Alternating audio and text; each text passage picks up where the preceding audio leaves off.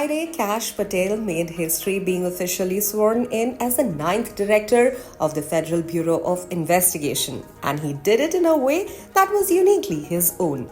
With his family by his side and the Bhagavad Gita in hand, Kash Patel took the oath of office at the Eisenhower Executive Office building in Washington, D.C. His girlfriend and other loved ones proudly stood beside him while additional family members filled the front row, witnessing a monumental moment. The swearing-in ceremony was led by U.S. Attorney General Pam Bondi, following Patel's confirmation by the U.S. Senate, where he succeeded Christopher Wray as FBI Director. It was a moment of pride not just for Patel, but for his family, especially his parents, who had travelled all the way from India to attend the event.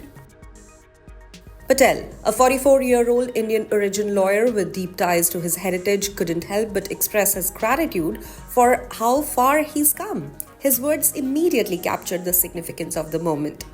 Reflecting on the American dream he is now living, he said, and I quote, "I'm a first-generation Indian about to lead the law enforcement agency of the greatest nation on earth." The new FBI director also made it clear that he was ready to face the challenge ahead with a strong commitment to ensuring accountability within the bureau. Signaling a new era of leadership, he vowed there will be accountability both inside and outside the FBI, and we'll do it through rigorous constitutional oversight.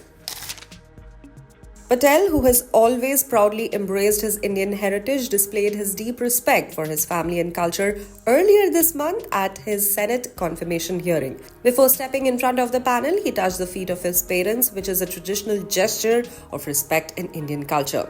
He also included a heartfelt Jai Shri Krishna and took a moment to thank his family for their support at the hearing. I'd like to welcome my father, Pramod, and my mother, Anjana, who are sitting here today.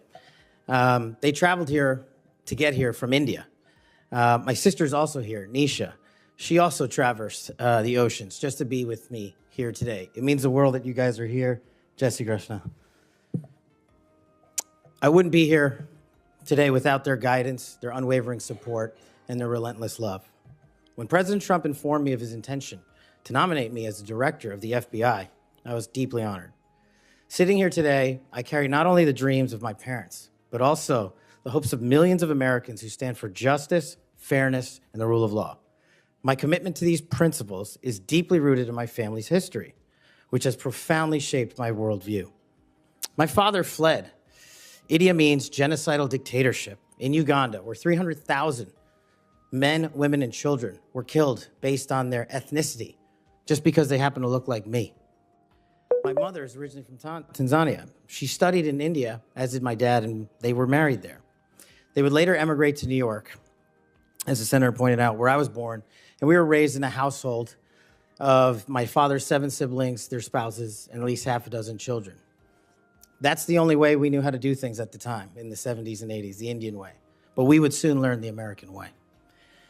These values have shaped and been the driving force of my career in 16 years of government service.